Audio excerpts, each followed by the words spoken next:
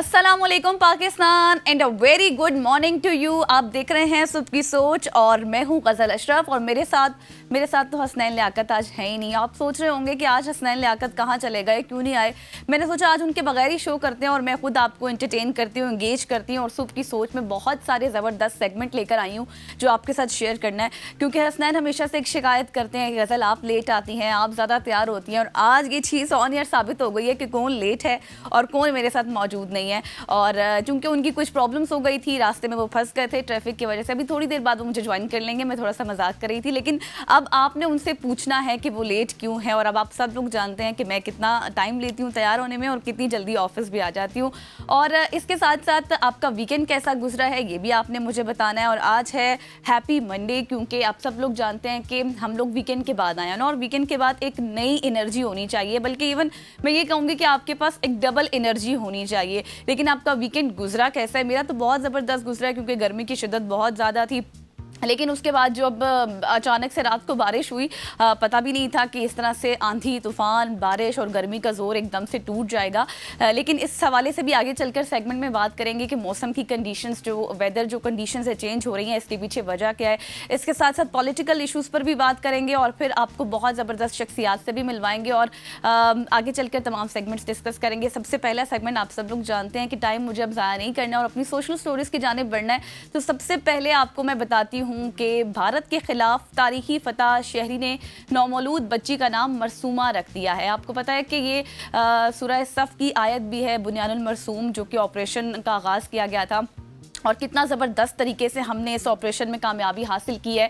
और इसके बाद सिंध के शहर सजावल में एक शख्स के घर बेटी की पैदाइश हुई, तो उन्होंने पाकिस्तान की भारत के ख़िलाफ़ जो तारीखी फतह थी उसकी खुशी में अपनी बेटी का नाम मरसूमा रख दिया। और रब डिनू जन्नत, जो कि बच्ची के वालिद हैं, उनका कहना था कि पाक फ़ौज ने भारत को दिन में तारे दिखाए और मैंने अफवाज पाकिस्तान से यकजहती करते हुए बेटी का नाम मरसूमा रख दिया है।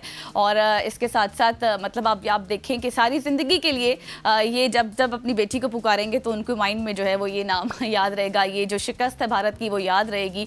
लेकिन आपके घर बेटी की पैदाइश हुई है, प्रीशियस लिटिल प्रिंसेस आपके घर आई है। इस हवाले से आपको बहुत ज़्यादा कॉन्ग्रेचुलेशंस और अल्लाह ताला आपकी बेटी के नसीब भी अच्छे करे। जिस तरह से शिकस्त हुई है भारत को, ये आप सब लोग जानते हैं, पूरी दुनिया जानती है। आगे बढ़ते हैं और जिस तरह मैंने शिकस्त की बात की है तो अब थोड़ी सी इकोनॉमिक रिलेटेड भी बात कर लेते हैं। भारत को किन किन चीज़ों में सुबकियों का सामना करना पड़ा है और कितना ह्यूज लॉस है भारत के लिए, ये देखते हैं। भारतीय आम भी नापसंदीदा करार दे दिए गए हैं और अमेरिका ने लाखों डॉलर की जो शिपमेंट्स थी उनको वापस भिजवा दिया है। और इकोनॉमिक टाइम्स की रिपोर्ट के मुताबिक, अब इकोनॉमिक टाइम्स जो है ये इंडिया का ही न्यूज़पेपर है और उसी के मुताबिक भारत से आमों की 15 शिपमेंट अमेरिका पहुंची, लेकिन उसके कुछ दस्तावेजात मुकम्मल नहीं थे, डॉक्यूमेंटेशन नहीं हुई थी। उस वजह से भारतीय हुकाम को मुश्किलात का सामना करना पड़ा और ये खेप हवाई जहाज़ के ज़रिए भिजवाई गई थी, जिसे अमेरिका ने लेने से इनकार कर दिया। और जो मुतासरा शिपमेंट थी उसको 8 और 9 मई को मुंबई में केमिकल प्रोसेस से गुजारा गया था, लेकिन उन्हें अमेरिका एयरपोर्ट्स लॉस एंजल्स, इसके साथ साथ फ्रांसिस्को और अटलांटा पर मुस्तरद कर दिया। और जितने भी एक्सपोर्टर्स थे उन्होंने तकरीबन ये बताया है कि $50,000 के मुमकिना नुकसान का ये तखमीना लगाया गया है। भारत को हर महाज पर सुबकी का सामना करना पड़ा, चाहे वो बहरी हो, चाहे वो फ़ज़ाई हो या फिर आप ये कह लें समुद्री हो। और अब हमने देखा कि ये जो $5 लाख हैं इसका नुकसान भारत को हुआ है। ये इकनॉमिक सूरत हाल के हवाले से भारत के लिए एक बहुत बड़ी सुबकी है और शर्मिंदगी भी है कि जिस तरह से उनकी आम की शिपमेंट्स को वापस भिजवा दिया गया है। लेकिन जो चीज़ हम कहते थे, जो बात हम कहते थे, उसको इंटरनेशनल मीडिया भी लिख रहा है, इंटरनेशनल मीडिया खुद भी रिपोर्ट कर रहा है। अब तो भारत का जो मीडिया का झूठा प्रोपेगेंडा था वो सबके सामने आ चुका है। खैर आगे बढ़ते हैं और आपको बताते हैं कि पाकिस्तानी टेक्नोलॉजी किस तरह से छा गई है।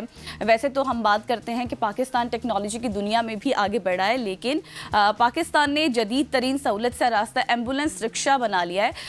मतलब देखिए आपके किस तरह से पाकिस्तान जो है वो एक पार्ट ले रहा है इंटरनेशनल टेक्नोलॉजी में भी। आपने शायद ही ऐसी टेक्नोलॉजी पहले देखी होगी या सुनी होगी, इवन कि मैंने भी कभी ऐसे नहीं सुना कि रिक्शा एम्बुलेंस भी हो सकती है। मतलब कभी माइंड में भी नहीं आया, लेकिन साइंसदान हैं, कुछ भी कर सकते हैं।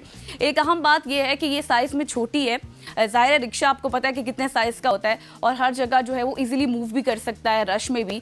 और इसमें आपको जो स्ट्रक्चर ऑक्सीजन है उसकी सहूलत भी है, इसके साथ साथ बीपी चेक करना भी मौजूद होगा, वो भी मशीन्स है। एमरजेंसी में मरीज़ को जितनी भी जो भी सहूलियात दरकार होती हैं वो तमाम तर अवेलेबिलिटीज़ जो हैं वो रिक्शे में मौजूद होंगी। और मैंने जैसे कि पहले भी कहा कि ये एक ईजी मूव कर सकता है, मतलब आप ये कहें कि गलियों में जा सकता है जिन लोगों को प्रॉब्लम होती है। इस वक्त आप स्क्रीन पर देख सकते हैं कि कितनी बड़ी ये कामयाबी है पाकिस्तान के लिए इंटरनेशनली अगर बात की जाए तो, और इसको पूरी दुनिया में सराहा भी जा रहा है जिस तरह से रिक्शा एम्बुलेंस एक लॉन्च कर दी गई है। खैर आगे बढ़ते हैं और आगे बढ़कर आपको बहुत ज़बरदस्त स्टोरी बताते हैं कि इसराइल के समुद्री पानी में एक शार्क ने इंसान को निगल लिया है। अब आप सोच रहे होंगे कि शार्क कैसे इंसान को खा सकती है, क्योंकि ये उनकी नॉर्मल डाइट नहीं है इंसान को खाना, लेकिन ऐसा ही हुआ है। इस हमले के बाद मकामी अथॉरिटीज़ ने ख़तरे के निशानात की धात की जो बाज़ गश्त थी वो भी की है, या फिर आप ये कह लें कि ये खबर पूरी दुनिया में इस तरह से फैल गई है। एक तरफ जाने वाले रास्ते को भी ब्लॉक कर दिया गया है, मतलब जो उस साइड पर जाता है।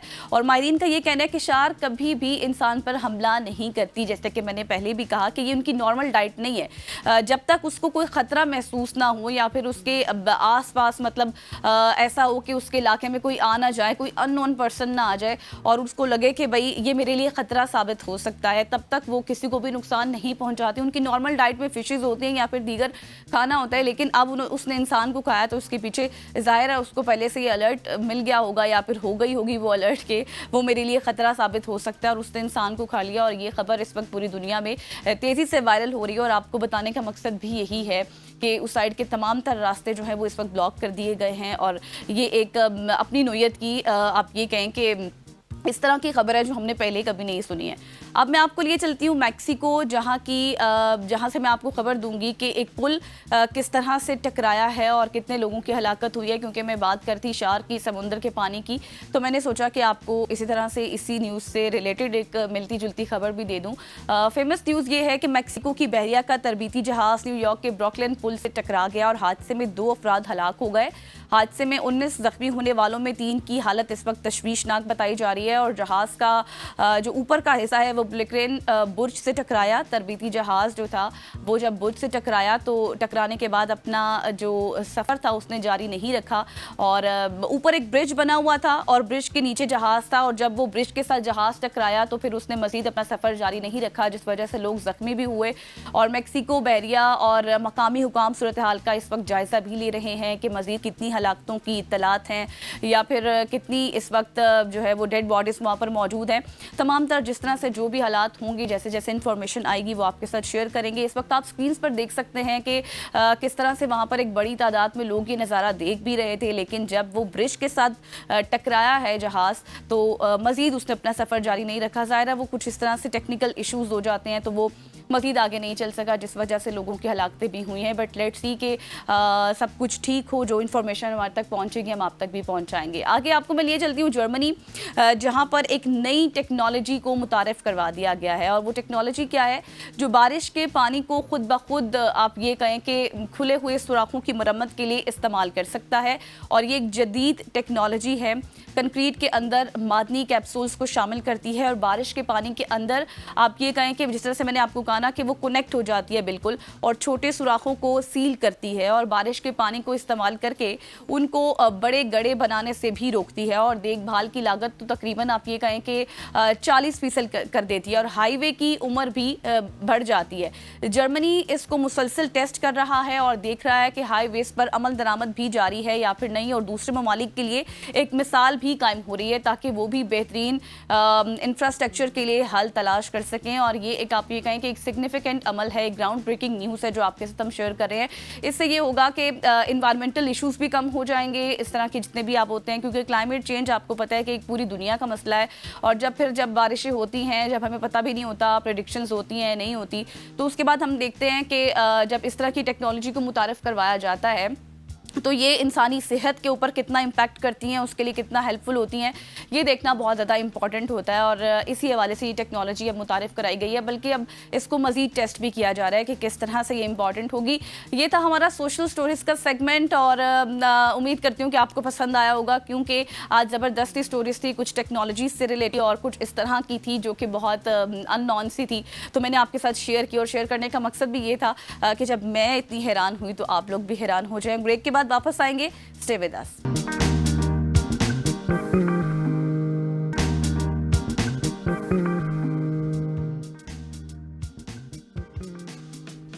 वेलकम बैक खवातीन व हज़रात, मुझे कहते हैं हसनैन लियाकत, मेरे साथ में गजल अशरफ। ये सब कुछ हो चुका है, आप लेट आए हैं। खवातीन व हज़रात, कभी कभी होता है ऐसा, बड़े बड़े शहरों में छोटे मोटे काम होते मैं रहते हैं। सबको बता चुकी हूँ कि आप जो बात करते थे ना लेट आने की और ज्यादा तैयार होने की, वो अब आज ऑन एयर साबित हो चुकी है।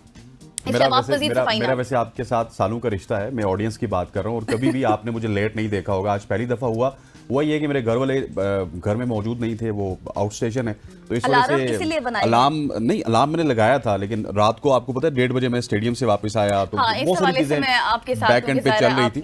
लेकिन उसके बावजूद भी मैं 7:54 पे उठा, 8:10 पे मैं घर से निकला, लेकिन जो इस्लामाबाद की ट्रैफिक थे वो इस टाइम तक चौक हो जाती है और मैं नहीं पहुंच सका। लेकिन गजल, आपका बहुत शुक्रिया कि आपने प्रोग्राम स्टार्ट कर लिया और एक सेगमेंट आपने कर लिया।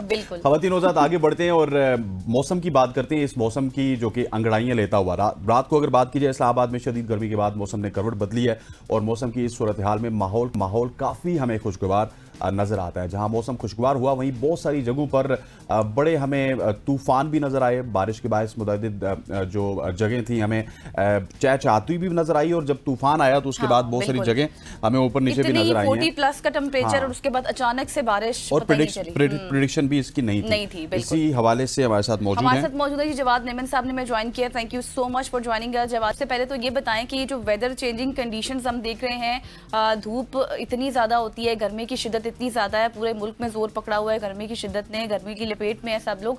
ये बताएं कि ये अचानक से बारिश होना और धूप निकलना, इसकी बुनियादी वजह क्या है?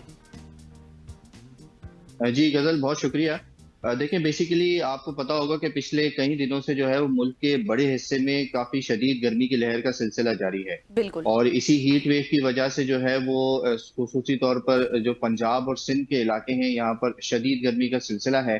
कल बेसिकली एक कमजोर मगरबी हवाओं का सिस्टम के कुछ इफेक्ट्स थे पाकिस्तान के नॉर्दर्न एरियाज की तरफ और पंजाब के कुछ अपर एरियाज की तरफ, जिसके हवाले से कल अर्ली मॉर्निंग जो है वो हमने अपने प्लेटफॉर्म के थ्रू अपडेट भी किया था कि इस्लामाबाद, रावलपिंडी और पेशावर और नॉर्दर्न एरियाज के आसपास के इलाकों में कल दोपहर या शाम को जो है वो इस तरीके के गरज चमक के बादल बनेंगे, जिसकी वजह से, क्योंकि ग्राउंड कंडीशंस जो है वो पिछले कई दिनों से शदीद गर्म थी, हीट वेव का सिलसिला जारी है, और इसी दौरान अगर कोई इस तरीके की वेस्टर्न ट्रफ आती है और थंडरस्टॉर्म्स बनते हैं तो फिर इसमें एक प्रोमिनेंट फीचर्स होता है, वो शदीद आंधी का देखा जाता है। और कल भी इस तरह हमने देखा कि अटक के इलाकों में, पेशावर के इलाकों में, इस्लामाबाद की इवन कई इलाकों में जो है वो शदीद आंधी का सिलसिला देखा गया। आज भी इस तरीके के कुछ इम्कानात हैं कि इन इलाकों में इस तरीके की थोड़ी बहुत एक्टिविटीज रहेंगी, जो कि तकरीबन नेक्स्ट 24 आवर्स तक एक्सपेक्ट किया जा रहा है कि ये इलाके में जो है ये सिस्टम अभी मजीद एक्टिव हो सकता है। ठीक। अच्छा जवाद, मुझे ये बताइएगा कि इसकी प्रेडिक्शन कहीं भी नहीं थी, ना वेदर अपडेट्स थी, ना गूगल पे थी। हाँ, मेट ऑफिस आपको 2-3 घंटे पहले अपडेट देता रहा, तो इसकी क्या वजह है ये अचानक से वेदर का चेंज होना? और फिर आपकी जिस तरह गज़ल बता रही हैं 40 प्लस आपकी इस वक्त हीट जा रही है, जो टेम्परेचर है, और उसके बाद से एकदम अचानक से इस तरह बादलों का आना, बारिश बरसना, तूफान आना, बड़ा एक अनप्रेसिडेंटेड है। स्पेशली इस्लामाबाद की बात करें तो तूफान अब रेगुलर आना स्टार्ट हो चुके हैं यहाँ पे।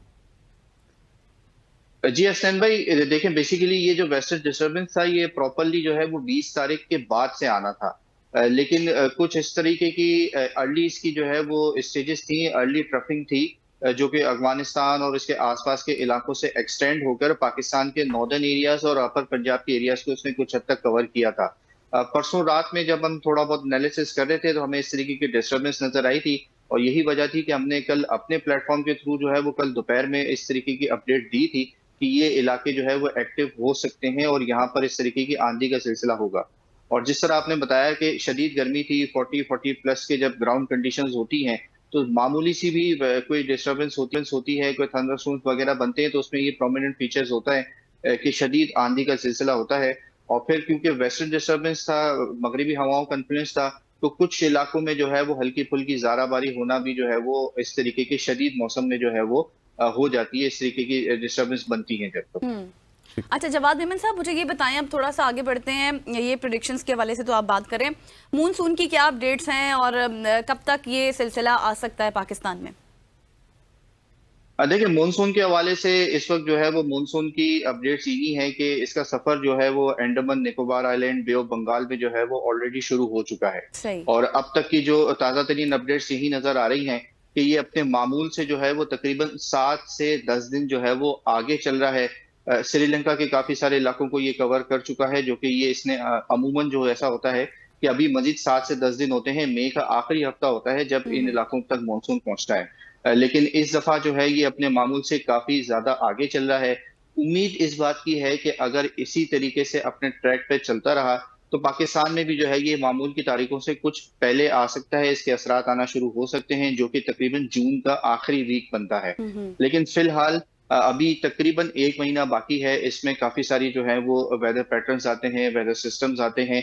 कुछ बहरा अरब में, खलीज बंगाल में जो है वो थोड़ी बहुत ट्रॉपिकल एक्टिविटीज भी नजर आ रही हैं।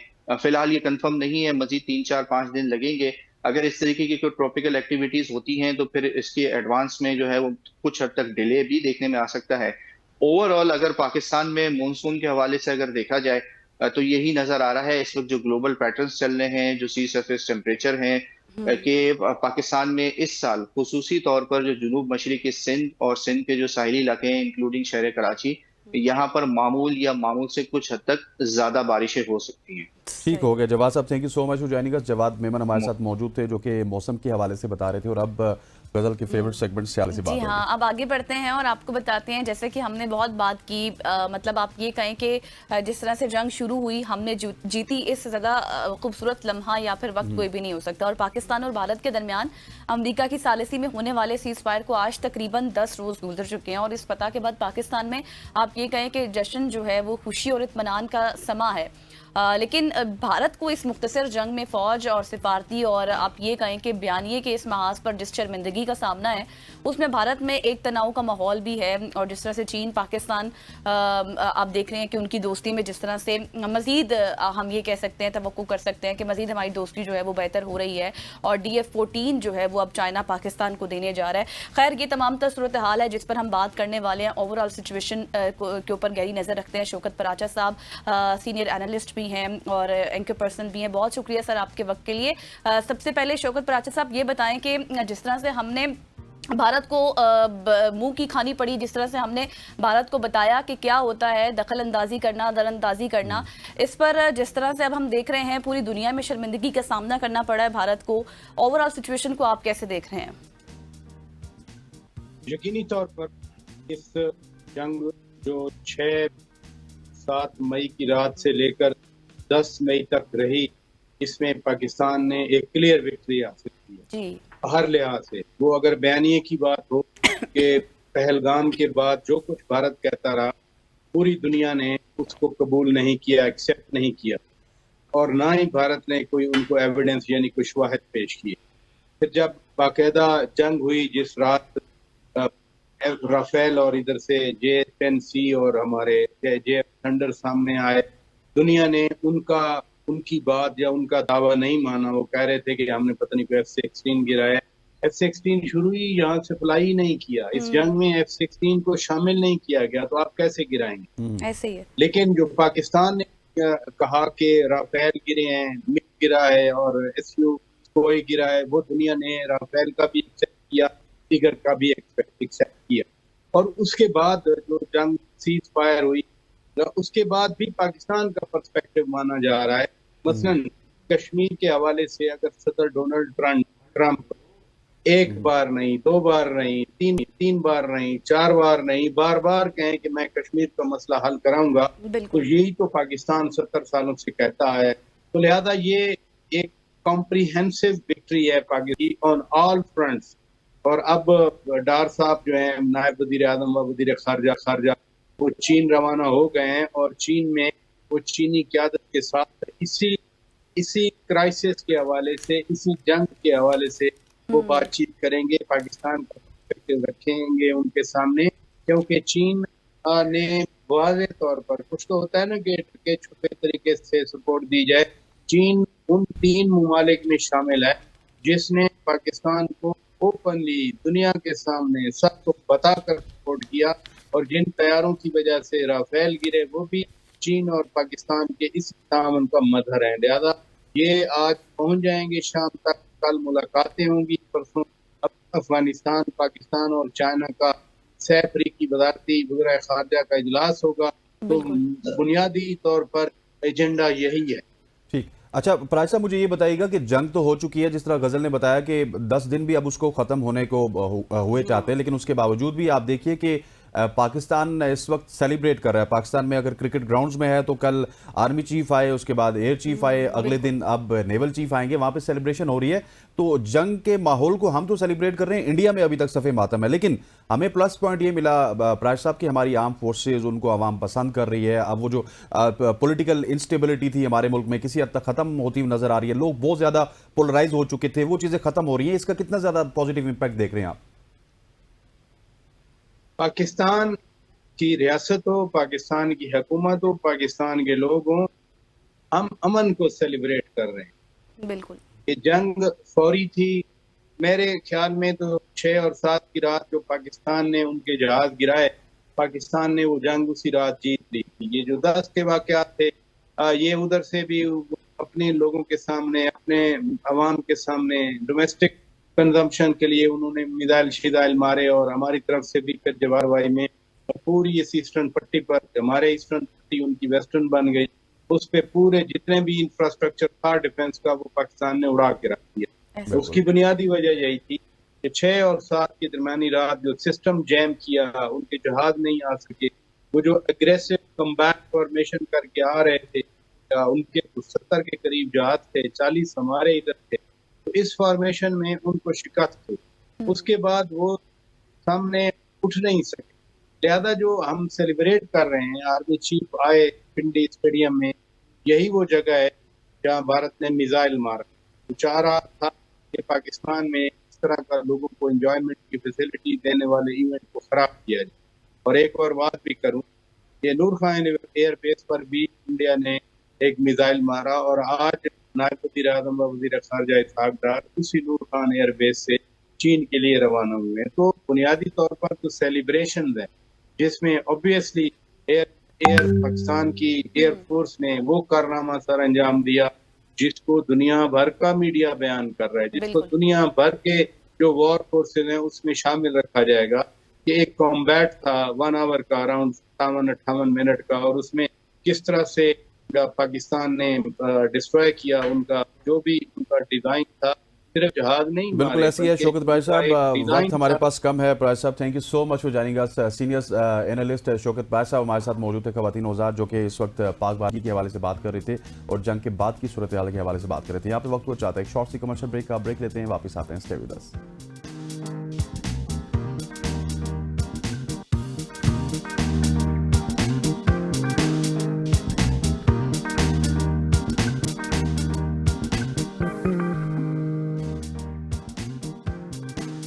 Welcome back after the break. और अब हम बात करेंगे कि कुछ हुकूमत की जानिब से पेशकश की गई है, क्या पीटीआई उसको कबूल करेगी या फिर नहीं करेगी। इसी बात के बारे में जानने के लिए हमारे साथ मौजूद हैं अली बुखारी साहब। आप एडवोकेट भी हैं और रहनुमा पीटीआई भी हैं। अली साहब, सबसे पहले तो मुझे ये बताएं कि मैं जल्दी से आपसे सवाल इसलिए कर रही हूँ क्योंकि वक्त कम है, कि जो पेशकश की गई है, खबरें ये आ रही हैं कि आप उस पर आमादा हो गए हैं और शायद बैरिस्टर गोहर जो है वो इस हवाले से पॉजिटिव रिस्पॉन्स भी करेंगे पीएम को, या तो तस्दीक कर दें या तरदीद कर दें आप। देखें, मैंने अभी इस टॉपिक पे जो है ना वो गौर साहब से पूछा नहीं, और अदरवाइज हमारी कोर कमेटी में और पॉलिटिकल कमेटी में ये चीज़ अभी तक डिस्कस नहीं हुई। सो जब तक हमारे दोनों फोरम में डिस्कस नहीं होगी तो मैं इस पोजीशन में नहीं हूँ कि मैं आपको हाँ या ना में जवाब दे सकूँ। तो इशू ये है कि होपफुली आज या कल जो है ये डिस्कस हो जाएगी पॉलिटिकल कमेटी में भी और कोर कमेटी में भी। तो मैं कोर कमेटी का भी हिस्सा हूँ, लीगल कमेटी का भी हिस्सा हूँ, तो I will be in the better position to tell you कि जी what is the actual position. लेकिन अली भाई, क्या आप समझते हैं कि ऐसा होना चाहिए और अब क्योंकि मुज़ाकरात होंगे और उसी से रास्ता निकले तो ज्यादा बेहतर है? देखो यार, बात यह है कि पॉलिटिकल आदमी तो हमेशा मुज़ाकरात के लिए तैयार रहता है और रहना भी चाहिए। इशू ये है कि मुज़ाकरात अंडर सम एक तो ये है कि मुज़ाकरात जो हैं वो किसी एजेंडे के तहत होते हैं, उसके कुछ निकात होते हैं, उसके कोई रूल्स एंड रेगुलेशंस बनाए जाते हैं। अगर आप एक चीज सुनने को तैयार ही नहीं है तो फिर उसको हल करने का भी के लिए भी इसका मतलब है आप तैयार नहीं है।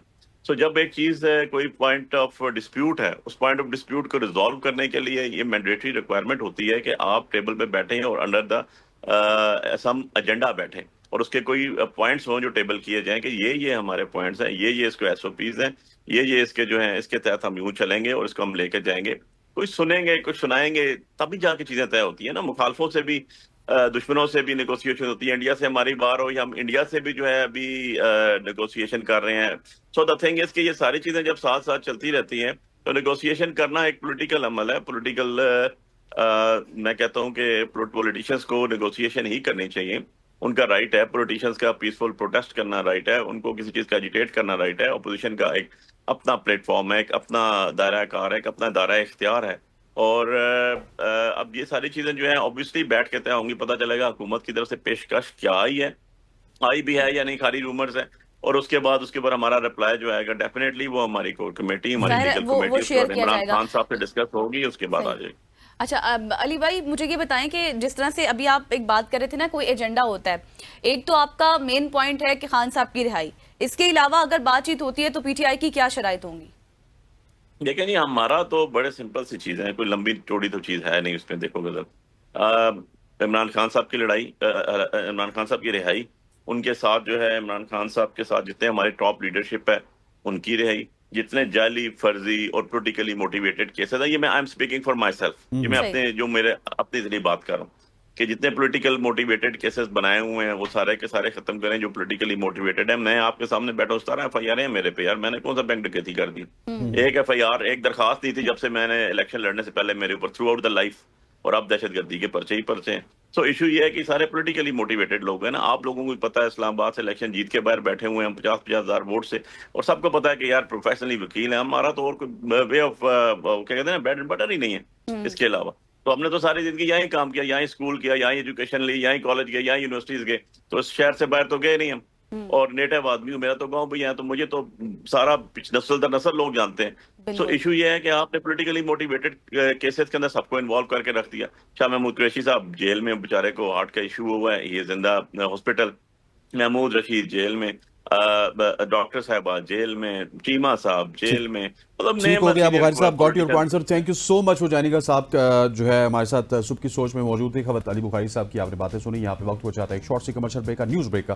ब्रेक लेते हैं, वापस आते हैं, स्टे विद अस।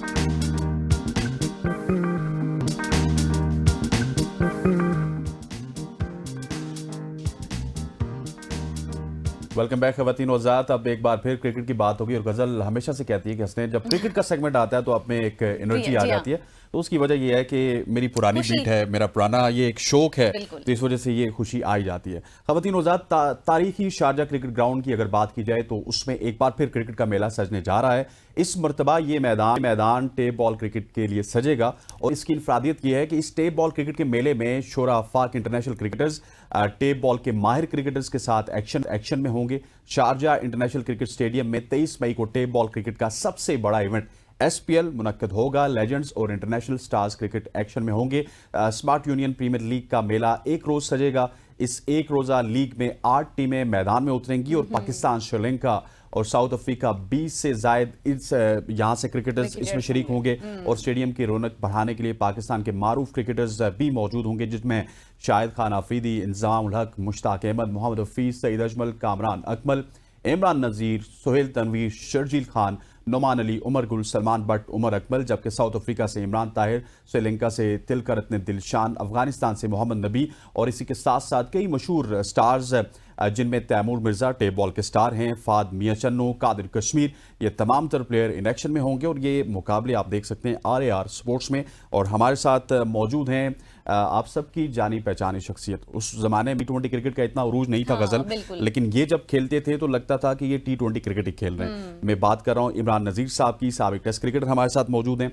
उनके साथ साथ ज़ीशान खान साहब मौजूद हैं जो कि मैनेजर हैं स्मार्ट यूनियन के, और सैयद कमाल नासिर साहब मौजूद हैं, सीईओ हैं खिलाड़ी के, ये दोनों इवेंट ऑर्गेनाइज़र भी हैं। सबसे पहले मैं स्टार्ट करूंगा एमी भाई से। एमी भाई, आपके साथ हमने भी काफ़ी काम किया, मार्कोर से लेके आज तक बड़े बड़े इवेंट्स के आप ब्रांड एम्बेसडर भी रहे।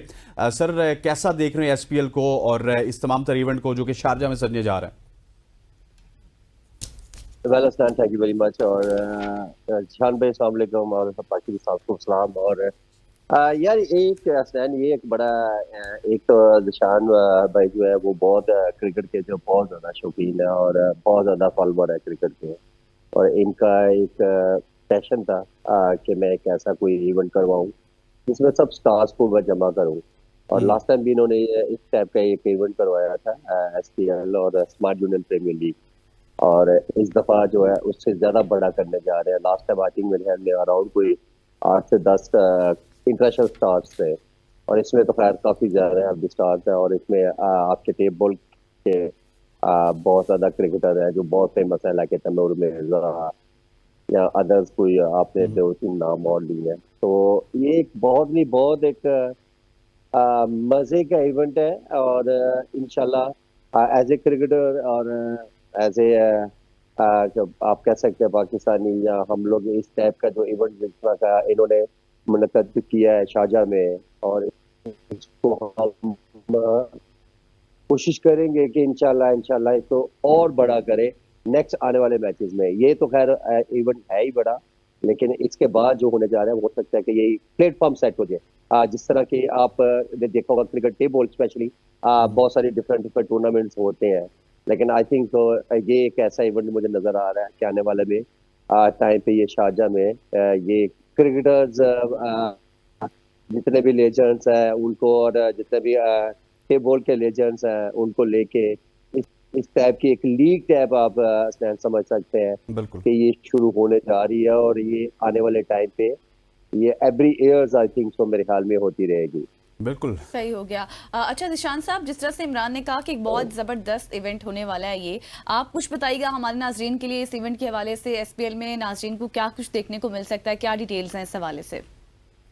देखें जी, अस्सलाम वालेकुम। बेसिकली ये है कि 23 को है, शारजाह क्रिकेट स्टेडियम के अंदर है, ओपन फॉर ऑल है, फ्री एंट्री है, ठीक है। पहले और ये इस किस्म का इवेंट कभी पहले टेप बॉल का हुआ नहीं है, जिसके अंदर इंटरनेशनल क्रिकेटर्स खेल रहे होंगे साथ टेप बॉल के लोगों के साथ और आम लोगों के साथ। तो जो वो एक्सपीरियंस मिलेगा जिसके अंदर जैसे जो ये टीम्स है डिफरेंट, इनके लोग साथ होंगे और साथ इंटरनेशनल क्रिकेटर्स होंगे, तो आई थिंक सो बहुत मजा आने वाला।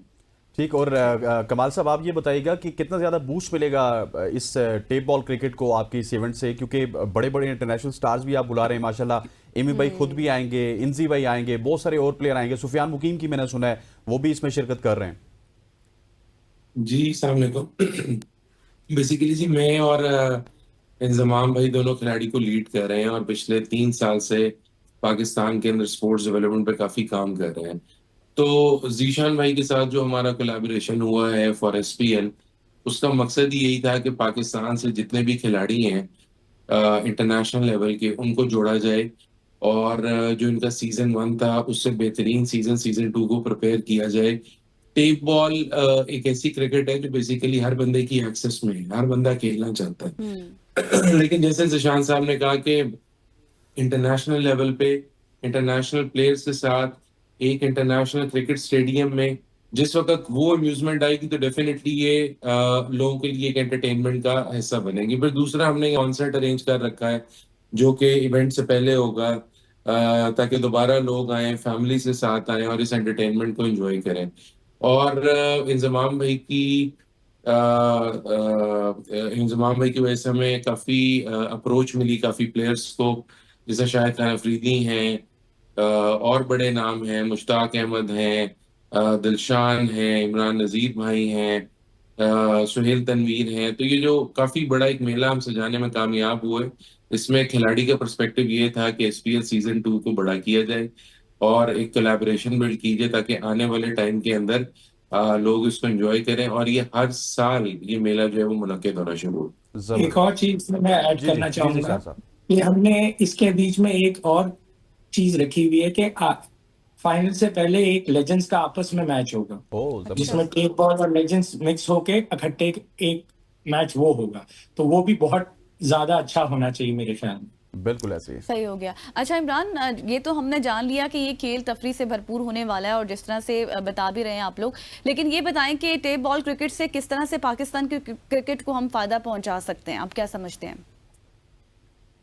या एक्चुअली सबसे पहले तो मेरे ख्याल में थैंक्स टू जिशान भाई के जो सबको ही आपने बचपन में ले आया है। एक्चुअली ये क्रिकेट बॉल तो जितने भी क्रिकेट स्टार्स हैं डेफिनेटली सबने ही अपने बचपन में बहुत ज्यादा क्रिकेट तो खेली के दिया टेप बॉल, और ये एक नया ट्रेंड आप कह सकते हैं कि स्टार्स के साथ और टेप बॉल के जितने भी स्टार्स हैं उनको मिक्सअप करके और डिफरेंट कंट्रीज से प्लेयर्स उठा के एक लीग टाइप करवाना।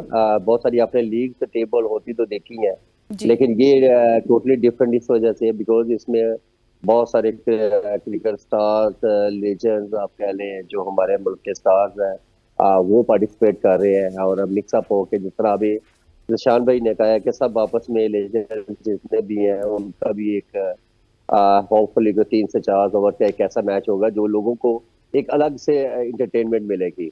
तो ये एक बड़ा अच्छा एक प्लेटफॉर्म है और एक गुड आइडिया कह सकते हैं एक इंटरटेनमेंट जिसमें आप उन स्टार्स को दोबारा अब अंगेज क्रिकेट में होते देखेंगे जिनको बहुत सारे लाके अगर मैं इनकी भाई की बात करूं या और बहुत सारे 2-3 प्लेयर्स में ऐड है जो कि बहुत अच्छे से क्रिकेट छोड़ चुके हैं, तो वो दोबारा इन एक्शन आना तो आई थिंक मेरे ख्याल में क्रेडिट गोज टू निशान भाई जो इस तरह का इवेंट इन्होंने अरेंज किया और सब प्लेयर्स को और स्टार्स को स्पेशली एक प्लेटफॉर्म पे इकट्ठा करना है इतने स्टार्स को, तो ये एक बहुत क्रेडिट है और डेफिनेटली जिस तरह भी सबने कहा है कि ये स्नैन आने वाले टाइम में एक अच्छा जो एक लीग का जो कह सकते हैं आप वो इंशाल्लाह डेफिनेटली। लेकिन इमरान भाई मेरा जो गजल ने सवाल किया ना वो बड़ा वैलिड सवाल है। देखिए आप अपने वक्त से बहुत पहले की क्रिकेट खेलते थे, जब हम आपको देखते थे ना तो T20 क्रिकेट आप ओडीआई में भी और टेस्ट क्रिकेट में खेलते थे, उसके पीछे बेस थी टेप बॉल क्रिकेट। लेकिन अब वो टेप बॉल क्रिकेट से उस तरह से बॉलर्स तो आ रहे हैं लेकिन बैटर्स नहीं आ रहे, इसकी क्या वजह है?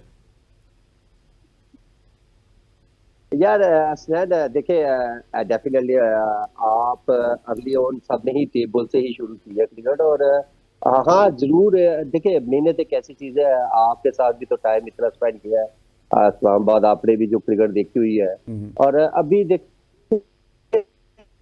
जी आजकल की जो मॉडर्न क्रिकेट है उसमें बहुत सारा आप कह सकते हैं कि जब तक आपको टेप बॉल का कुछ टच हल्का फुल्का या बिग शॉट के लिए या बड़ी शॉटों के लिए आपको डेफिनेटली कोई ना कोई से अलग से स्किल डेफिनेटली करने पड़ेंगे, देन जाके आपकी बहुत सारी क्रिकेट ऐसी जो है जो अभी मॉडर्न क्रिकेट आप देख रहे हैं उसमें आप बहुत सारे टेप बॉल के जो लड़के हैं बहुत सारा ऐसा टैलेंट नजर आता है।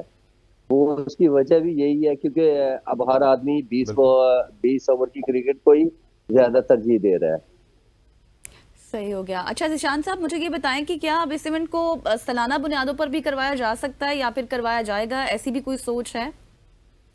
जी बिल्कुल, इस इवेंट को हर साल कराया जाएगा।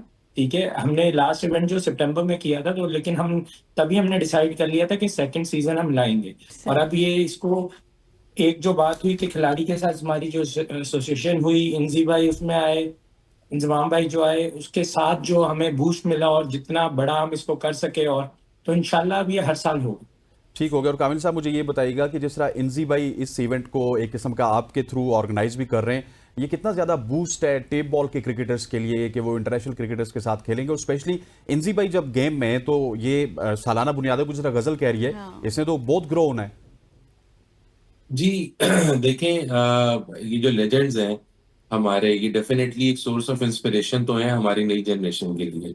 उसमें डेफिनेटली फिर जब नए प्लेयर्स इन लोगों से जुड़ते हैं तो फिर ऑन द फील्ड बहुत सी टिप्स भी दी जाती हैं, ऑन द फील्ड बहुत सी नॉलेज शेयरिंग भी होती है।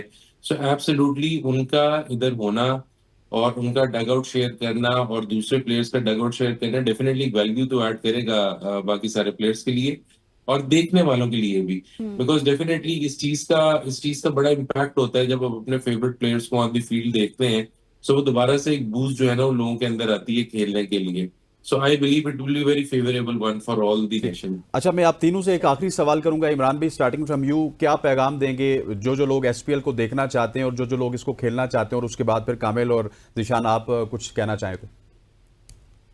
वेल, सबसे पहले बस सब जितने भी लोग सुन रहे हैं या देख रहे हैं वो आए, फैमिलीज के साथ आए और अपने पुराने लेजेंड्स को, नए लेजेंड्स में भी, करंट में भी बहुत सारे अपने स्टार्स आ रहे हैं, टेबल पे भी स्टार्स हैं, तो एक बहुत अच्छा बहुत एक्साइटेड जो एंटरटेनमेंट देखने को आप लोगों को मिलेगी।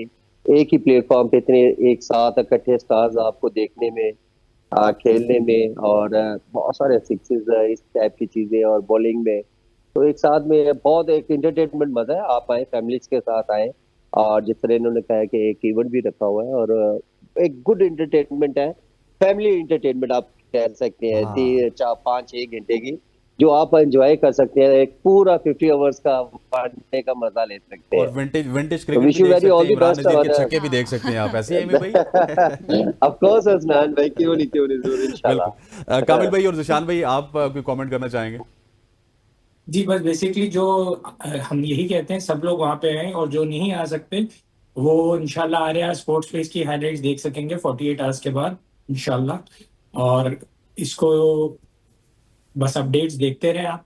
सर, मैं बिलीव करता हूँ, मैं अवाम से एक बात कहना चाहूंगा। देखें, जो प्लेयर्स होती है ना, उनकी सपोर्ट, उनके पीछे खड़ी भी अवाम होती है। बिल्कुल। सो ये लोग दोबारा से एक दफा अपने बूस्ट पे चले जाते हैं, अपने रिदम पे चले जाते हैं, जिस वक्त लोग पीछे से जो है वो स्लोगन चांट कर रहे होते हैं और अपने फेवरेट प्लेयर्स को सपोर्ट कर रहे होते हैं। तो मैसेज अक्रॉस आपकी तवज्जो से यही है, जो लोग हमें सुन रहे हैं, जो लोग हमें देख रहे हैं, कि मैक्सिमम लोग ग्राउंड में आए, इसको एंजॉय करें फैमिली के साथ भी, और इसे एक अच्छा इवेंट बनाने में हमें सपोर्ट करें, क्योंकि हम इंशाल्लाह ताला कलेक्टिवली इस एंटरटेनमेंट को, इस टूर्नामेंट को हर साल इन लोगों के लिए इंशाल्लाह लाते रहेंगे। ब्रदर, इससे पहले कि आप शुक्रिया हाँ। सबका अदा करें, आरएआर स्पोर्ट्स का जिक्र किया है जिशान भाई ने, तो हमारे दोस्त हैं औरंगजेब यूनुस साहब, जो कि आरएआर स्पोर्ट्स के ऑनर भी हैं और काफ़ी क्रिकेट से मोहब्बत करते हैं। ये तमाम तर जो इंटरेक्शन है, एमी भाई से तो हमारी बहुत पुरानी इंटरेक्शन है, लेकिन जो कामिल भाई से हुई, जिशान भाई से हुई, ये औरंगजेब साहब की वजह से हुई। तो आपका भी बहुत बहुत शुक्रिया औरंगजेब भाई, और तमाम तरह जी मेहमानों हाँ, का। Thank you so much Imran भाई, आपका भी, इसके साथ जिशान आपका भी, कमाल आपका भी, बहुत मजा आपसे डिस्कशन करने का, क्योंकि आपको पता है कि कुछ लिमिटेशंस है हमारी वक्त की भी, और इसके हवाले से एसपीएल इवेंट बहुत तफरी वाला इवेंट है, फैमिली इवेंट है। आप सब लोग जाएं, करेज बढ़ता है, जितने भी खिलाड़ी वहां पर आएंगे और आप सबके पसंदीदा खिलाड़ी वहां पर होंगे। हम आपको एक बार फिर से कहते हैं कि आप लोग जाएं, और हमें भी जाना चाहिए, लेकिन हमारा शो होता है तो इसलिए थोड़ा सा शारजाह थोड़ा मुश्किल हो दूर है। जाएगा। हाँ, तो यहाँ पर लेते हैं ब्रेक के बाद वापस आएंगे। Will be right back soon, हमारे साथ रहिएगा।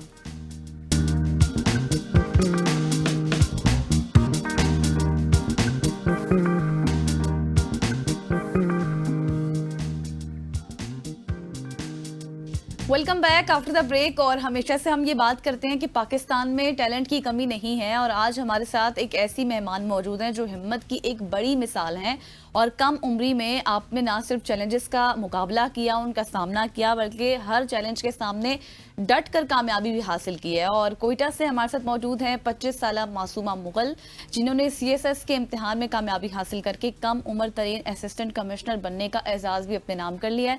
मासूमा मुगल के वालिदैन उनकी 15 साल की उम्र में ही वफात पा गए थे, और उसके बाद अपने छोटे बहन भाइयों की परवरिश करना, पढ़ाई के साथ साथ अपनी पढ़ाई भी जारी रखना, और अब कामयाबी ना सिर्फ उनके कदम चूम रही है, बल्कि वो बलूचिस्तान और इसके साथ साथ पाकिस्तान में एक मिसाल बन चुकी हैं। मासूमा, आपका बहुत शुक्रिया हमें वक्त देने के लिए। बिल्कुल ऐसे है Masuma, thank you so much. हो जानेगा 25 साल की उम्र में आप असिस्टेंट कमिश्नर बन गई, लेकिन जिन मुश्किलात से आपको गुजरना पड़ा वो हमें बताइएगा, और अब जो आपको कामयाबी मिली है, इसको किस तरह से आपकी फैमिली, आपके बहन भाई सेलिब्रेट कर रहे हैं? अस्सलाम वालेकुम, बहुत शुक्रिया मुबारकबादी के लिए। यकीनन ये बहुत बेहतरीन एहसास है कि जब आप इतनी मुश्किलों के बाद, स्ट्रगल के बाद और इतनी मेहनत के बाद जब इस मकाम को पहुंचते हैं, तो अल्लाह का जितना शुक्र किया जाए उतना कम है। और तालीमी सफ़र के हवाले से चैलेंजेस ये थे कि मैंने एफएससी तक अपनी रेगुलर तालीम मुकम्मल की है, लेकिन एफएससी में ही मेरे पेरेंट्स उनकी फ़ौत हो चुके, तो मुझे बाद में अपनी रेगुलर एजुकेशन को कंटिन्यू रखना बहुत मुश्किल हो गया था। मैंने अपना बीए भी प्राइवेट किया, एमए भी प्राइवेट किया, क्योंकि साथ साथ मैं जॉब करी थी। तो यकीनन ये बहुत ही एक दुश्वार सफ़र था, लेकिन अल्लाह के करम से इम्तिहान भी दे दिया, अच्छे नंबरों से पास भी हो गई। सीएसएस में भी की मैंने तैयारी स्टार्ट की और उसमें भी अल्हम्दुलिल्लाह ने अल्लाह पाक ने कामयाबी दी। और आपने तासुरात का पूछा तो यकीनन ये बहुत खुशी का माहौल है। हमें कुछ दिनों से ऐसा लग रहा है कि ईद का माहौल है, खुशियाँ चारों तरफ है। मेरे चचा, मेरे सिबलिंग्स या फिर जो दोस्त है वो मुबारकबादी के लिए आ रहे हैं, तो यकीनन बहुत अच्छा मंजर है, बहुत शुक्रिया। अच्छा मासूमा, मुझे ये बताएं, जिस तरह से आपने कहा कि आपके वालिदैन की डेथ हो गई थी बहुत छोटी उम्र में, उसके बाद फिर बच्चों को लेकर चलना, फिर उनकी पढ़ाई, अपनी पढ़ाई, घर की जिम्मेदारियां बढ़ जाती हैं और फिर माँ बाप की कमी अपने बहन भाइयों को महसूस ना होने देना, कैसे आप ये मैनेज करती थी? मुश्किल हो जाता था बहुत? बेशक एक बहुत ही मुश्किल दौर था कि पेरेंट्स जब ना हो और ख़ासकर जब 16 साल की उम्र में आपके ऊपर आपके 6 बहन भाइयों की जिम्मेदारी आ जाए, बिल्कुल। तो एक बहुत मुश्किल मरहला होता है। लेकिन वही बात है कि अल्लाह पाक का बहुत करम था, अल्लाह पाक का एहसान था कि अल्लाह पाक ने मेरा हाथ थामा और ज़िंदगी में जो भी मैंने कदम उठाया उसमें मुझे कामयाबी हासिल हुई। मुझे लगता है कि तालीम ही आपकी निजात का ज़रिया है, तो मैंने अपनी तालीम पे तो कॉम्प्रोमाइज़ किया, लेकिन मैंने अपने बहन भाइयों का तालीम पे कोई कॉम्प्रोमाइज़ नहीं किया। माशाल्लाह से मेरे सारे बहन भाई तालीम याफ्ता है, अपनी तालीम का हसूल वो जारी रखे हुए हैं। तो मुश्किलात ये थी कि पहले फाइनेंशियल इश्यूज़ थे, कैसे मैनेज करना है, सबकी तालीम अच्छे इंस्टीट्यूशन से कैसे करानी है, तो वो थोड़ा मुश्किल था। लेकिन अल्लाह की ज़ात ने बहुत आसान किया है, फैमिली का सपोर्ट था और मेरे अपने बहन भाई माशाल्लाह से बहुत कोऑपरेटिव है। तो बिल्कुल ऐसी अम्मा, जिस तरह करम से। गजल ने बताया ना कि हाँ। आपके वालिदैन नहीं थे, बहुत मुश्किल थी बहन भाइयों की परवरिश, लेकिन ऐसे हालात में हमने देखा है कि रिश्तेदार हो जाएं या फिर दोस्त हो जाएं, वो भी साथ छोड़ जाते हैं। आपके साथ ये हालात किस तरह के रहे? किसने सपोर्ट किया या फिर लोग इसी तरह से प्रॉब्लम्स क्रिएट करते रहे? एक अकेली लड़की के लिए जब उनके पेरेंट्स ना हो, वालिदैन ना हो, तो घर को सँभालना, बाहर सँभालना और ख़ास साथ में बच्चों को सँभालना बहुत मुश्किल होता है। लेकिन मैं समझती हूँ कि मेरी खुशकिस्मती रही है कि मेरे चार तरफ मेरी फैमिली बहुत ही सपोर्टिव रहे हैं। मुझे हर दौर में, हर मुश्किल में मेरे साथ रहे हैं और मैं समझती हूँ कि वालिदैन की तरबियत ही ऐसी थी कि उन्होंने मुझे इस वक्त के लिए तैयार किया और मेरे जो बाकी बहन भाई हैं उनको भी इस वक्त के लिए तैयार किया, जिसकी वजह से मुझे इस तरह का कोई ऐसा चैलेंज सामने नहीं आया, पेश करने को नहीं आया। बेशक मुश्किलात थी, लेकिन ये ऐसा वक्त है कि आपको सब्र करना पड़ता है, आपको बर्दाश्त करना पड़ता है और सब्र और तहम्मुल के साथ ये सारी चीज़ें बर्दाश्त हो सकती हैं। तो मैं समझती हूँ कि मेरे बहन भाई, मेरी फैमिली या फिर मेरी कम्युनिटी ने मेरा बहुत साथ दिया है, जो मैं आज इसमें हूँ। जिस तरह से अभी हसनैन भी जिक्र कर रहे थे ना कि अपने भी साथ छोड़ जाते हैं और यकीनी तौर पर ये चीज़ बहुत मुश्किल हो जाती है, लेकिन आपने तमाम तर मुश्किलात का डट कर मुकाबला किया, ये एक बहुत अच्छी बात है। मुझे ये बताएं कि आप अपनी कामयाबी के क्रेडिट किसको देंगी? क्योंकि इससे पिछले सवाल के जवाब में आप बात कर रही थी अपनी फाइनेंशियल इशूज़ के हवाले से, क्या हुकूमती सपोर्ट आपको है? क्योंकि इससे पहले आप मुतालबा भी कर चुकी हैं। मेरी कामयाबी का क्रेडिट मैं सबसे पहले अपने सिबलिंग्स को दूंगी, क्योंकि इन्होंने मेरे लिए घर में ऐसा माहौल बनाया, इन्होंने मुझे सपोर्ट किया और इन्होंने मुझ पर यकीन किया कि अगर आप ये कदम शुरू करना चाह रही है तो हम यकीन है कि आप ये सफ़र मुकम्मल करेंगे और इसमें कामयाबी आप हासिल करेंगे। तो पहले ये मेरे सिबलिंग्स हैं, उसके बाद मेरी फैमिली है, मेरे फ्रेंड्स हैं, मेरे टीचर्स हैं, मेरे कलीग्स हैं कि इन्होंने जब भी मैंने किसी से भी ये डिस्कस किया कि मैं इस कदम में सीएसएस में का इम्तिहान में मैं शामिल होना चाहती हूँ या मैं तैयारी करना चाहती हूँ, तो किसी एक ने मुझे ये नहीं कहा कि आप नहीं कर सकते। सबका यही था कि हमें पूरा यकीन है कि आप इस मंजिल को पहुँचेंगे। और दूसरी आपने बात की कि क्या मैंने किसी हुकूमती मदद के लिए कोई अपील की थी या किसी बड़ी शख्सियत ने मेरी कोई हेल्प की, तो नहीं। बहुत ही मायूसी के साथ मुझे कहना पड़ रहा है कि ऐसा बिल्कुल नहीं हुआ। अब मेरी सिर्फ कम्युनिटी ही मेरे साथ थी, मेरी फैमिली मेरे साथ थी, लेकिन मेरी तरह के कई और लड़कियां हैं जिनके पेरेंट्स नहीं हैं या अगर है भी तो मुश्किल वक्त से वो जा रहे हैं, लेकिन हुकूमत की तरफ से ऐसी कभी हमें कोई पेशकश नहीं हुई। लेकिन अल्लाह का करम है, अल्लाह ने बहुत इज़्ज़त दी कि कभी ऐसा वक्त आया नहीं और सब कुछ अल्लाह पाक ने बिल्कुल ऐसी। अच्छा मासूमा, मुझे ये भी बताइएगा, बहन भाइयों का जिक्र किया गजल ने, तो बहन भाई कितने हैं और वो भी आपके नक्शे कदम पे चलेंगे, सीएसएस करेंगे, सीएसपी ऑफिसर बनेंगे या फिर वो डॉक्टर इंजीनियर बनना चाहते हैं? जी, मैं 15 साल की थी जब मेरे वालिदा की डेथ हुई और उनके कुछ महीने बाद करीबन मैं 16 साल की थी जब मेरे वालिद फौत हुए। और हम 7 बहन भाई हैं, 4 भाई हैं, 3 बहनें हैं, मैं सबसे बड़ी हूँ।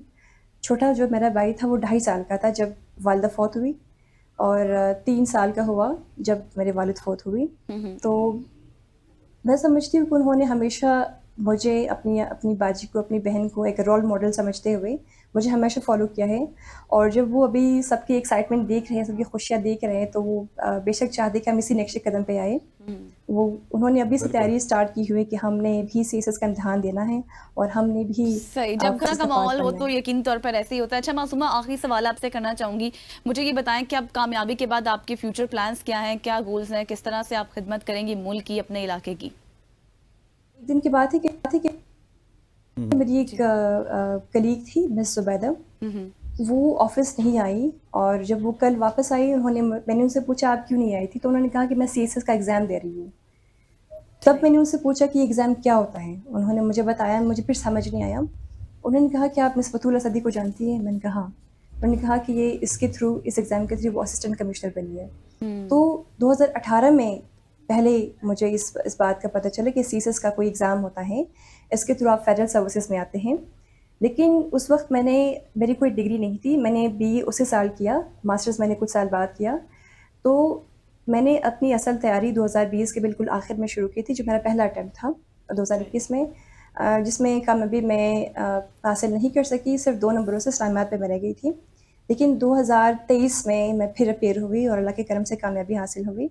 आपने मंशूर की बात की, तो बेशक आप जब इस सर्विसेज को स्टार्ट करते हैं तो एक जज्बा होता है कि मैंने अपने कौम को, अपने मुल्क को मैंने सर्व करना है, और मैं इसी जज्बे के साथ इस सर्विसेज को ज्वाइन करने जा रही हूँ कि इंशाल्लाह मैं एक कारामद एक ऑफिसर बनूंगी, और इंशाल्लाह मेरी तरफ से जो बन पाएगा, मासूमा, थैंक यू सो जो मच फॉर चेंजेस आ जॉइनिंग अस। मासूमा हमारे साथ ही नौजवान असिस्टेंट कमिश्नर जिन्होंने 25 साल की उम्र में मुकाबले का इम्तिहान पास किया और अब वो एज ए असिस्टेंट कमिश्नर आपको नजर आएंगी। मासूमा, आपका बहुत बहुत शुक्रिया। यहाँ पे वक्त हो जाता है एक शॉर्ट सी कमर्शियल ब्रेक। ब्रेक के बाद बात करेंगे पाकिस्तान सुपर लीग की, और फिर एक अपडेट आ रही है कि इंडिया पाकिस्तान के साथ एशिया कप का मैच नहीं खेलेगा, उस वाले से बात होगी। स्टे विद अस।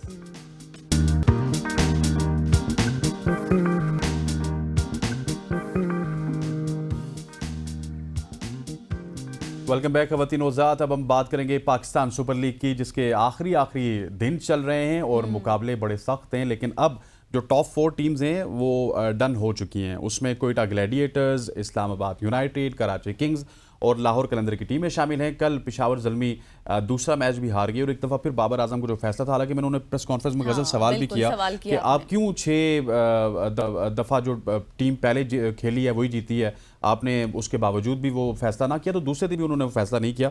इसी तमाम तर इशू पे बात करने के लिए हमारे साथ औरंगजेब यूनुस साहब मौजूद है, जिनका जिक्र हमने थोड़ी देर पहले भी, और जब इमरान नज़ीर साहब हमारे साथ मौजूद थे।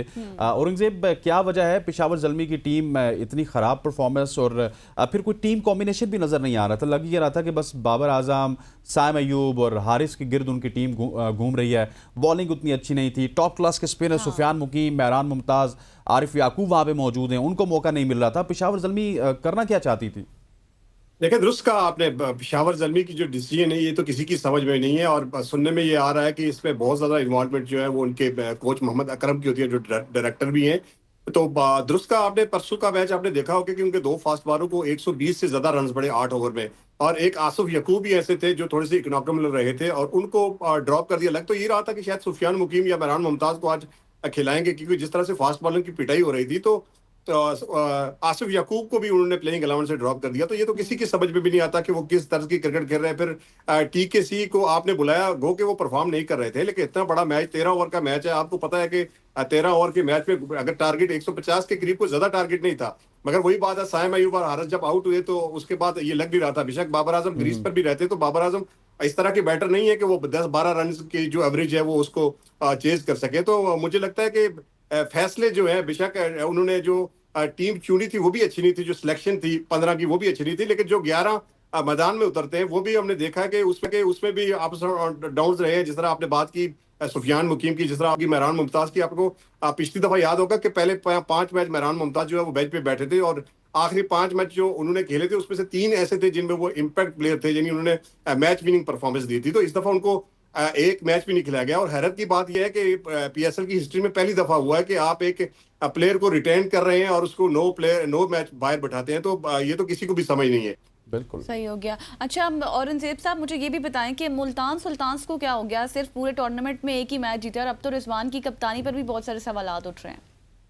रिजवान की कप्तानी पे सवालात नहीं, मेरे ख्याल में रिजवान की कप्तानी खत्म ही हो गई है, क्योंकि उनके भी जो डिसीजन है उनकी किसी को समझ नहीं आती। वो तैयब ताहिर पाकिस्तानी टीम का रेगुलर हिस्सा है, अब वो बेंच पे बैठे हैं, उनको सिर्फ 2 मैचेस में मौका दिया गया। डेविड विली आपके वाइस कैप्टन है, उनको कुछ मैचेस में ड्रॉप कर दिया गया। तो जब आपका एक रेगुलर मेंबर जो पाकिस्तान की टीम में खेलता है, अगर उसकी आपकी फ्रेंचाइज क्रिकेट में जगह नहीं बनती, आपकी नायक कप्तान की जगह नहीं बनती, तो फिर ये तो डिसीजन करने से पहले आपको सोचना चाहिए ना आप किन प्लेयर को खिला रहे हैं। तो मेरे ख्याल में उनका भी जो मसला था वो कॉम्बिनेशन का था। जो ओवरसीज प्लेयर्स उनकी पिक थी वो ज्यादा अच्छी नहीं थी, और फिर रिजवान खुद तो अच्छी बैटिंग कर गए, मगर कप्तानी में जो उनके डिसीजन थे, जो उनकी फील्ड थी, गो के अली तरीन ने कहा था ये टूर्नामेंट शुरू होने से पहले कि इस दफा मुल्तान जो है एक बहुत उम्दा फील्डिंग यूनिट बनेगा, बाकी कुछ हो ना हो, लेकिन उनकी फील्डिंग भी बहुत ही गैर मेयारी थी। तो कुल मिला के जो है ना तो वो अच्छी बॉलिंग कर सके, ना अच्छी बैटिंग कर सके, ना रिजवान अच्छी कप्तानी कर सके, तो हर डिपार्टमेंट में वो फेल हुए। अच्छा औरंगजेब साहब, लास्टली मुझे ये बताइएगा कि अभी खबर आ रही है हमें एशिया कप के हवाले से कि भारत ने उससे दस्तबरदारी का ऐलान कर दिया कि वहाँ के एक मंत्री हैं जिनको वजीर कहते हैं, वो चेयरमैन हैं एसीसी के। हालांकि उस वक्त जेशाह ने ही मेरा ख्याल है ये प्रपोजल दिया था कि मोहसिन नकवी साहब चेयरमैन बनेंगे एसीसी के। वो कह रहे हैं कि हम एशिया कप ही नहीं खेलेंगे, और ये पहले से भी प्रेडिक्शन थी। तो भारत तो अब एशिया कप से भी भाग गया, अब हम वर्ल्ड कप 2026 में क्या करेंगे? देखिए, ये लग रहा था जो सिचुएशन है, जो हालात मुल्क के चल रहे हैं ना, तो भारत तो बहुत अच्छे हालात में, जब 2023 का एशिया कप था, वो आपको याद होगी, वो भारत ने पाकिस्तान आने से खेलने से इनकार कर दिया था, और उस वक्त भी जय शाह ने ही ज्यादा मुदाखलत की थी। तो ये तो चूंकि आपको पता है कि एसीसी का सदर जो होता है वो बांग्लादेश, वो तो अपने अपने टर्नओवर पे आ जाते हैं, तो ये उनको पहले नहीं दिखाई दे रहा था कि ये वजीर भी हैं और फिर चेयरमैन भी हैं पाकिस्तान क्रिकेट बोर्ड के, और फिर एसीसी के सदर भी हैं। तो मेरे ख्याल में ये भारत बहाने ढूंढ रहा है, जो पहले भी उन्होंने इसी तरह किया था पाकिस्तान के साथ, असल में वो खेलना ही नहीं चाहता। तो अब तो मेरे ख्याल में भारत अगर नहीं आता तो शायद ये एशिया कप ही नहीं होगा, और एशिया कप अगर नहीं होता तो ये भी चूंकि इसके सदर अब जो है वो मोहसिन नकवी, अब देखना पड़ेगा कि वो क्या स्टेप लेते हैं, क्या भारत के बगैर ये एशिया कप कराने में वो कामयाब हो सकते नहीं। और दूसरा 2023 के वर्ल्ड कप की आपने बात की, तो मेरे ख्याल में वो आईसीसी का इवेंट है, और आईसीसी के इवेंट में ऐसा नहीं हो सकता कि आप जो है इस तरह पुल आउट कर जाए। पाकिस्तान और इंडिया का मैच अगर एक पूल में हुए तो जो कि होता आ रहा है तो ये जरूर होगा। और वैसे भी जो वर्ल्ड कप है वो इंडिया और श्रीलंका में, और पाकिस्तान के वैसे ही सारे मैच एज पर एग्रीमेंट जो है वो श्रीलंका में होने थे। तो मेरे ख्याल में वर्ल्ड कप में तो कोई मसला पेश आने वाला नहीं है। सही हो गया। भारत के बगैर अब एशिया कप होता है या नहीं होता, इस हवाले से जो फैसला होगा वो बहुत इंपॉर्टेंट होगा, देखना होगा कि क्या कुछ होता है। बहुत शुक्रिया औरंगजेब साहब, आप हमारे साथ थे। और जैसे कि आपको पता है ना कि आज स्टार्ट मैंने किया था, आगाज़ मैंने किया था, तो इख्तिताम भी मैंने ही करना है, क्योंकि मैं क्रेडिट हसनैन को नहीं दे सकती। इसी के साथ हमारी सुबह की सोच का वक्त खत्म हो गया। मुझे, हसनैन को, हमारी टीम को इजाज़त दीजिए। अल्लाह हाफिज़।